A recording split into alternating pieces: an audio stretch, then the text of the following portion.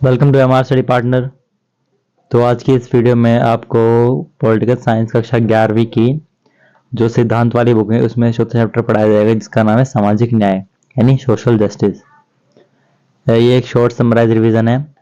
अगर आपने एग्जाम अगर आपके आ गए हैं और आपने अभी तक कुछ भी नहीं पढ़ा है तो इस वीडियो को देखने के बाद आपको आइडिया हो जाएगा कि चैप्टर में क्या है और किस प्रकार चैप्टर में मतलब अच्छे अच्छे पॉइंटों को कवर किया गया है इस वीडियो में और किस प्रकार चैप्टर को डिकोड किया गया है वो आपको पता लग जाएगा। ठीक है, तो चलिए शुरुआत करते हैं। सबसे पहले है सामाजिक न्याय क्या होता है, ये आप देख लीजिए। सामाजिक न्याय का विचार यह है कि हर व्यक्ति को समाज में समान अधिकार और अवसर मिले ताकि अपने जीवन में अपनी पूर्ण क्षमता का उपयोग कर सके और समुचित जीवन जी सके।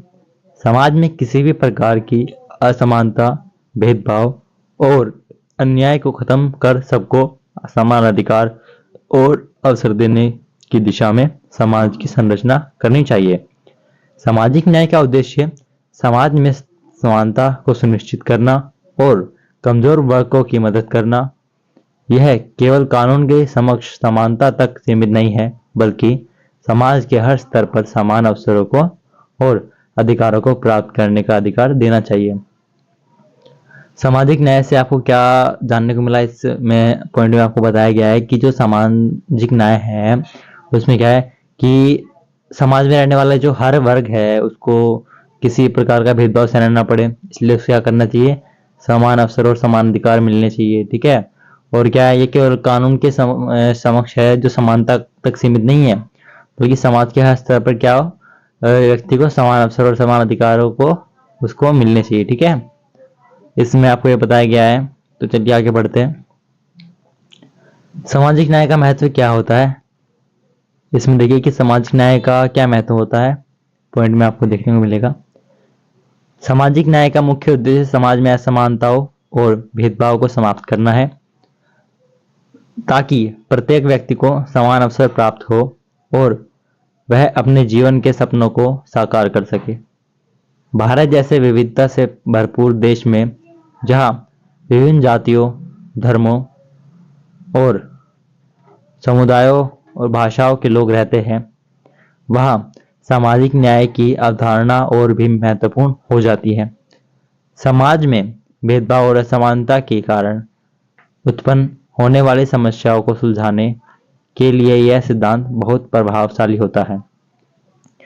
सामाजिक न्याय होना चाहिए समाज में, और क्यों होना चाहिए आपको पता लग चुका है कि जो सामाजिक न्याय है उसका मुख्य उद्देश्य क्या है कि जो समाज में असमानता और जो भेदभाव फैलता है उसको समाप्त करने के लिए सामाजिक न्याय की आवश्यकता होती है। ठीक है, और इसमें आपको बताया गया है कि प्रत्येक व्यक्ति को समान अवसर प्राप्त हो और वे क्या करे, अपने जीवन के सपनों को साकार कर सके। और क्या है, भारत जैसे विविधता से भरपूर, जैसे यहाँ पर सभी जाति के सभी धर्मों के सभी समुदाय के लोग रहते हैं, बहुभाषी लोग रहते हैं, वे क्या है सामाजिक न्याय की अवधारणा और महत्वपूर्ण हो जाती है ऐसे देशों में। तो ऐसे देश में क्या है, भेदभाव ना फैले, इसलिए सामाजिक न्याय की महत्वता बहुत है। चलिए आगे पढ़ते हैं। सामाजिक न्याय की आवश्यकता क्यों पड़ी।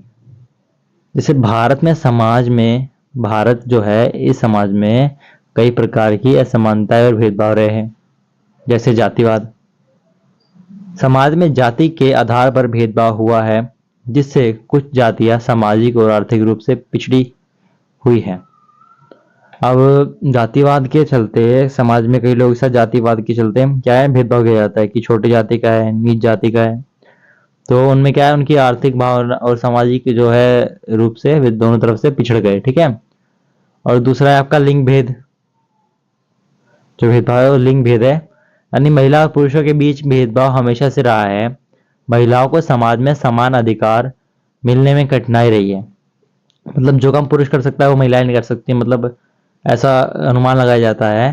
ठीक है, तो लिंग भेद जो है ये आजकल नॉर्मल हो गया है, लेकिन अब क्या है, बेटियां पढ़ रही है, लड़कियां भी एजुकेटेड हो रही है, जागरूक हो रही है, तो क्या है धीरे धीरे कम हो रहा है। चलिए आगे देखते हैं। धार्मिक और सांस्कृतिक भेदभाव। विभिन्न धर्मों और सांस्कृतिक समूहों के बीच असमानताएं समाज में व्याप्त है।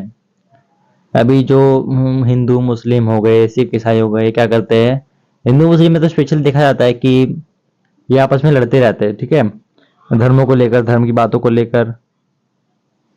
तो इसी के बताया गया है कि धार्मिक और सांस्कृतिक जो भेदभाव है वो होता रहता है, ऐसा मानता है, समाज में व्याप्त है इस तरीके की, ठीक है। आगे देखते हैं।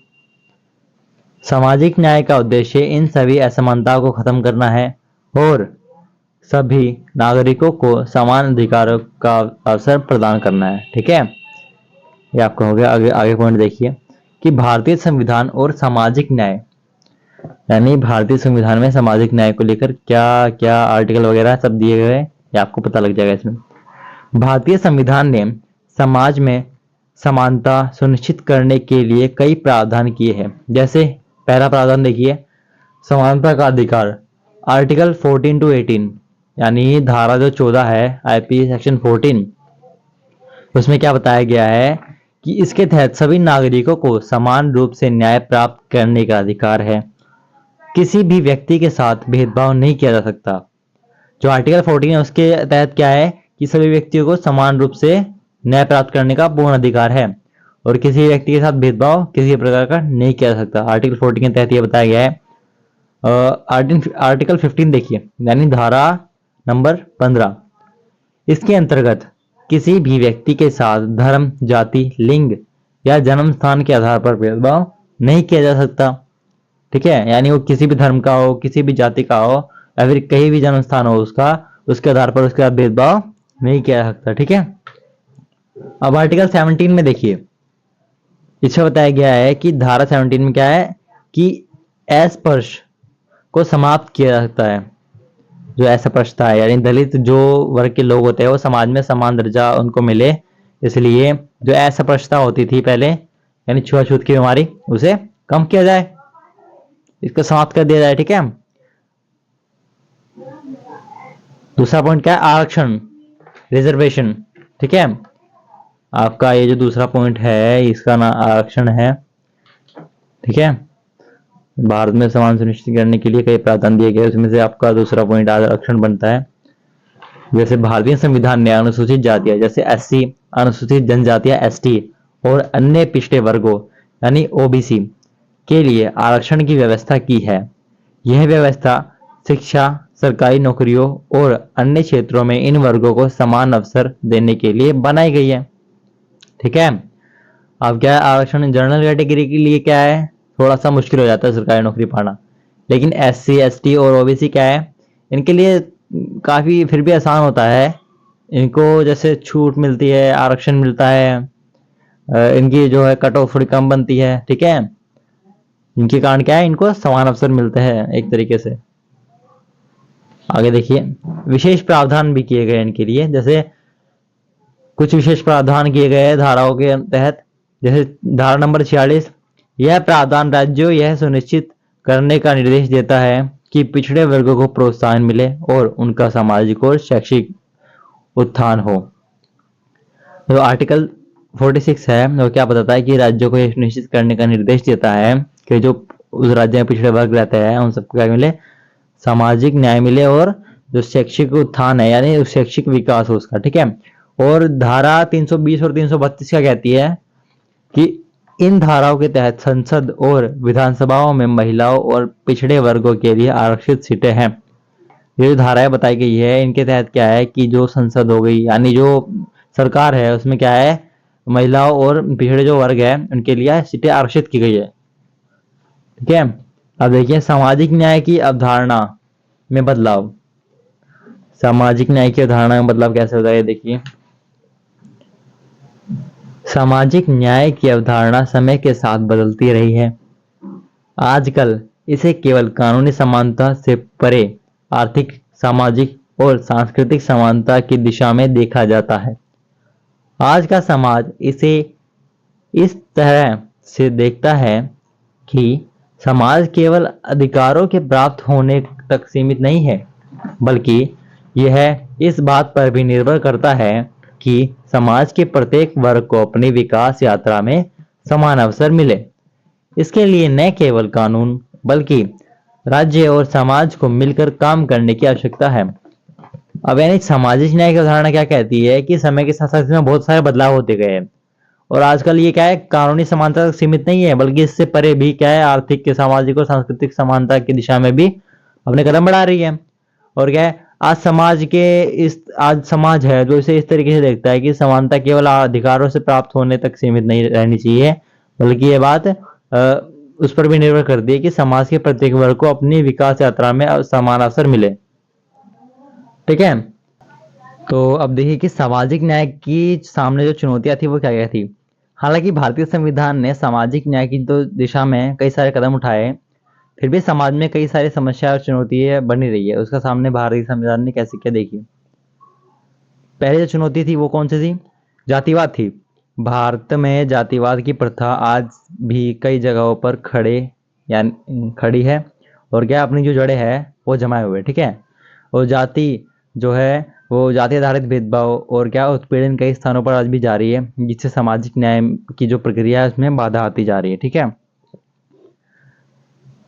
और दूसरा क्या है, दूसरी समस्या थी वो क्या थी? आर्थिक विषमता। भारतीय समाज में अमीर और गरीब के बीच चढ़ती खाई समाज में असमानता को बढ़ाती है। गरीब वर्ग को शिक्षा, स्वास्थ्य, रोजगार और अन्य सुविधाओं में समान अवसर प्राप्त नहीं होते, ठीक है। अब आर्थिक विषमता के चलते क्या है कि समाज में जो है गरीबी बढ़ती जा रही है, और अमीर जो है वो और अमीर होते जा रहे हैं, गरीब जो है और गरीब होते जा रहे हैं, ठीक है। गरीब वर्ग को यार शिक्षा, स्वास्थ्य, रोजगार क्या है, ऐसी सुविधाएं मिल नहीं पा रही अच्छे से। आगे देखिए कि लिंग भेदभाव। महिला और अन्य लिंग के प्रति भेदभाव एक बड़ी चुनौती है, जो शिक्षा, स्वास्थ्य, रोजगार और सामाजिक स्थिति में असमानताओं के रूप में दिखाई देती है। कि जो महिलाएं होती है और जो अन्य लिंग होते हैं उनके बीच में क्या है, भेदभाव कुछ ज़्यादा ही बढ़ रहा है, ठीक है। तो शिक्षा और जो स्वास्थ्य और रोजगार जैसे सामाजिक स्थितियां है ना, उस समय असमानता का रूप दिखाई दे रहा है इसमें, ठीक है। अब देखिए आपकी चौथी जो चुनौती है वो है जातीय और धार्मिक भेदभाव। भारत में विभिन्न जातीय और धार्मिक समूहों के बीच भेदभाव और संघर्ष सामाजिक न्याय की दिशा में एक बड़ी रुकावट है। जो भारत में विभिन्न जो जातियां रहती है और जो विभिन्न धर्म के लोग रहते हैं उनके बीच क्या है, भेदभाव और जो संघर्ष है वो न्याय की दिशा में एक बहुत बड़ी रुकावट पैदा कर रहा है, ठीक है। अगला पॉइंट है आपका सामाजिक न्याय के प्रति प्रयास। यानी जो सरकार है उसने सामाजिक जो न्याय है उसके प्रति क्या क्या प्रयास किए। सामाजिक जो न्याय है उसको साकार करने के लिए भारत सरकार ने कई योजनाएं बनाई, और क्या है, कई नीतियां लागू की। जैसे आरक्षण नीति। पहली नीति कौन सी थी? आरक्षण नीति। अनुसूचित जातियों, अनुसूचित जनजातियों और अन्य पिछड़े वर्ग के लिए आरक्षण की व्यवस्था की गई। यह व्यवस्था इन वर्गों के उत्थान के लिए है, ताकि वह शिक्षा, सरकारी नौकरियों और अन्य अवसरों में पिछड़े ना रह जाए, ठीक है। और दूसरा क्या किया गया था कि महिला सशक्तिकरण किया गया, यानी महिलाओं के अधिकारों की रक्षा के लिए कई योजनाएं बनाई गई, जैसे महिला सुरक्षा, महिला शिक्षा, महिला रोजगार योजना, और राजनीति में भी महिलाओं को आरक्षण प्रदान किया गया। अब तीसरा क्या था कि आपका कि श्रम कानून में सुधार किए गए, यानी श्रमिकों के अधिकारों को सुनिश्चित करने के लिए विभिन्न श्रम कानूनों में सुधार किए गए। जो भी कानून बनाए गए थे श्रम को लेकर, श्रमिक को लेकर, उनमें क्या किया, क्या है, जो हमारे जो श्रम करता है उनके अधिकारों को लेकर उनके प्रति सोचते हुए कई तरह की योजनाएं बनाई गई, ठीक है। और तीसरा आर्थिक योजनाएं। सरकार ने क्या है, विभिन्न सामाजिक योजनाओं जैसे मनरेगा योजना, महात्मा गांधी राष्ट्रीय ग्रामीण रोजगार गारंटी योजना और प्रधानमंत्री आवास योजना के तहत गरीबों और कमजोर वर्गों के लिए जो है अवसर प्रदान किए। जो प्रधानमंत्री आवास योजना है उसके तहत क्या है, जो पिछड़े वर्ग थे उनको रहने के लिए घर प्रदान किया गया था। तो आपका चैप्टर जो है वो एंड हो चुका है। इसका जो निष्कर्ष लेकर के आता है वो क्या निकल के आता है कि सामाजिक न्याय की अवधारणा समाज में समान अवसर, समान अधिकार और सामाजिक और आर्थिक भेदभाव को समाप्त करने की दिशा में काम करती है। भारतीय संविधान ने समाज के पिछड़े वर्गों के लिए कई प्रावधान किए हैं, लेकिन फिर भी समाज में असमानताएं और भेदभाव को समाप्त करने के लिए निरंतर प्रयास की आवश्यकता है। यह केवल सरकार का कार्य नहीं है, बल्कि हर नागरिक का कर्तव्य है कि वह समाज में समानता और न्याय की भावना को बढ़ावा दे। तो ये आपका निष्कर्ष था।